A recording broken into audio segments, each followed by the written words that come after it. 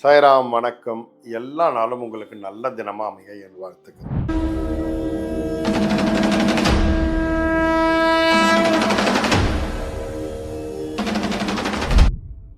ஒரு கம்பெனியோடைய சிஇஓ ஓகேங்களா, அவர் ஒரு பெரிய கம்பெனி நடத்திட்டு இருக்காரு. நிறைய ஸ்டாஃப்ஸ் அவர்கிட்ட வேலை செய்யும். ஆனால் அவருக்கு என்ன பிரச்சனைனா, அவர்கிட்ட நெருக்கமாக ஒர்க் பண்ணக்கூடிய அடுத்த ஸ்டேஜஸில் ஒர்க் பண்ணுறவங்க எல்லாருமே ஒரு குறிப்பிட்ட காலத்துக்கு மேலே வேலையை விட்டு போயிடுறாங்க. ஓகேங்களா, சரி, இது அவருக்கு ஒரு பெரிய மைனஸ். ஏன்னா அவர் கஷ்டப்பட்டு ஒரு ஆர்கனைசிங் பண்ணுறாரு, நடத்துகிறாரு, அது நடத்தி அது நல்லா போகுதுன்னும் போது இவர் வேலையை விட்டு போயிடுறாரு. போகிறதால இவருக்கு நிறைய பிரச்சனைகள்.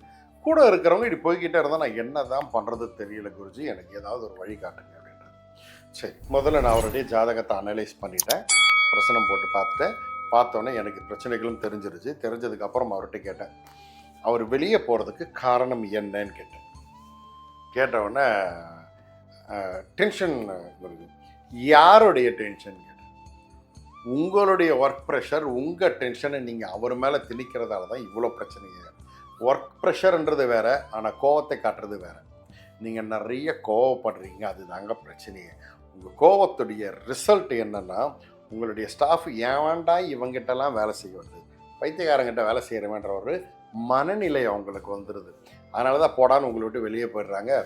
உங்களுடைய கோவம்தான் இந்த இடத்துல மைனஸாக வேலை செய்யுது அப்படின்னும் போது இவர் சொல்கிறாரு, நான் என்ன பண்ணுறது தெரியல, என் கோவத்தை என்னால் கண்ட்ரோல் பண்ண முடியல. ஏன்னா நான் பர்ஃபெக்டாக ஒர்க் பண்ணுறேன், பட் என்னை சுற்றி இருக்கிறவங்க யாருமே பர்ஃபெக்ஷன் கிடையாது. அப்போ அவர்கிட்ட சொன்னேன், ஒன்று புரிஞ்சுக்கங்க, இந்த கோபம் அப்படின்றது ஓகே, அதை கண்ட்ரோல் பண்ணுறதுன்றதுலாம் ஈஸி கிடையாது. ஏன்னா உங்கள் வழி என்னென்னு உங்களே தான் தெரியும். இன்வெஸ்ட்மெண்ட் உங்களது, தொழில் உங்களது, காம்படிட்டர்ஸ் உங்களோடது, எல்லாத்தையும் பார்த்து தப்பிக்க வேண்டியது நீங்கள். அப்போ உங்கள் ஆளுங்களை பத்திரமா பார்த்துக்க வேண்டியது நீங்கள் தான். அப்போ இதுக்கு நான் ஒரு ரெமெடி தரேன்னு சொல்லிட்டு அவர் ஜாதகத்தில் இருந்த ரெமெடியில் தான் பார்த்து சொன்னேன். அதில் அடிஷ்னலாக நான் சில விஷயங்கள் சேர்த்து சொன்னேன். பரிகாரங்கள் பண்ணுறதெல்லாம் வேற, அது இல்லாமல் இவர் என்ன செய்யணும்ன்றது ஒரு வழிமுறை சொல்லி கொடுத்தேன். என்ன சொன்னேன்னா, நீங்கள் எவ்வளவோ கடவுளை பார்க்குறீங்க, எவ்வளோ சாமி கும்பிட்றீங்க, பட் எல்லா கடவுள்லையும் மிக முக்கியமாக நம்ம வணங்க வேண்டியது, நீங்கள் வணங்க வேண்டியது துர்கை, சாந்த துர்கை அப்படின்னு என்ன சாமி, துர்கையில் என்ன சாந்த துர்கை? இந்த சாந்த துர்கையை வணங்கும் போது கோபம் தனியும். இதுதான் மிக முக்கியம்.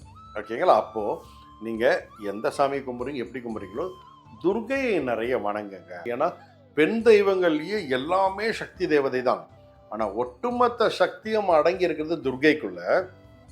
அந்த துர்கை சாந்தமான ரூபத்தில் இருக்கிறது தான் நமக்கு விசேஷம். அப்போ அவங்க நீங்கள் நிறைய கும்பிட்டீங்கன்னா அந்த கோபம் கம்மியாயிடும் அப்படின்னு.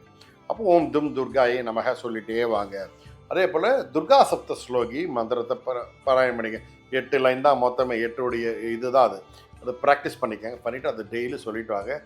கோவமே போயிடும். திங்க் பண்ணக்கூடிய கெப்பாசிட்டி வரும். அதே நேரத்தில் நல்ல ஒரு டிசிஷன் மேக்கிங், ஒரு மைண்ட் செட் வரும். எந்த நேரத்துலையும் பார்த்து ஹேண்டில் பண்ணக்கூடிய கெப்பாசிட்டி வரும். ஓகே, எவ்வளோ பெரிய கிரிட்டிக்கல் பொசிஷன் வந்தாலும் ஹேண்டில் பண்ணக்கூடிய கெப்பாசிட்டி வரும். அப்போ இதை நீங்கள் பண்ணுங்கள், உங்களுக்கு ஒரு நல்ல ஒரு சேஞ்சஸ் கிடைக்கும் அப்படின்னு. பட் தொடர்ந்து 48 நாள் நீங்கள் துர்கா சப்த ஸ்லோகி சொல்லியே ஆகணும். நீங்கள் சொல்லிவிட்டு அதுக்கப்புறம் உங்கள் எப்போ தேவையோ யூஸ் பண்ணிக்கோங்கன்னு.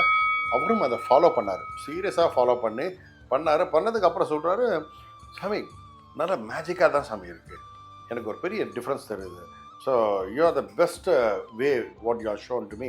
எனக்கு ரொம்ப நல்லா இருக்குது, இப்போ என் மனசு ரொம்ப அமைதியாக இருக்குது, டிசிஷன்ஸ் எடுக்கிறது எனக்கு ரொம்ப தெளிவாக இருக்குது அப்படி. ஸோ கடவுளை வணங்குறது சிறப்பு தான், ஆனால் எந்த தேவதையை எதுக்காக வணங்குறோம் அப்படின்னு தெரிஞ்சுக்கிட்டு வணங்கினால் வாழ்க்கை மிக சிறப்பாக போகும், நம்ம தேவைகள் கரெக்டாக நிறைவேறும். அதில் இந்த துர்கையோடைய பங்களிப்பு ஒவ்வொரு மனிதருக்கும் மிக முக்கியமானது. அதனால தான் எல்லா கோவில்லையும் சிவனுக்கு சைடில் துர்கை ஒன்று வச்சுருந்தாங்க. புரிஞ்சது இல்லைங்களா? நல்லது நடக்கட்டும், புரிஞ்சு நல்லதாகவே செஞ்சுக்கங்க. சாய்ராம்.